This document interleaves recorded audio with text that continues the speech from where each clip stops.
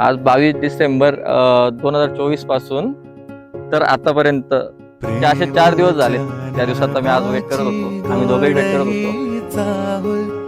नव्या नात्याचं पहिलं हे पाऊल, तू माझी राणी स्वप्नात राणी, हसताना डोळ्यात मोत्याचा मणी, डोळ्यात दिसता तुझ्या मीच बाप, स्वप्न म्हणावे की साखर झोप, शब्दात तुझिया मधाची भूल, नव्या नात्याचं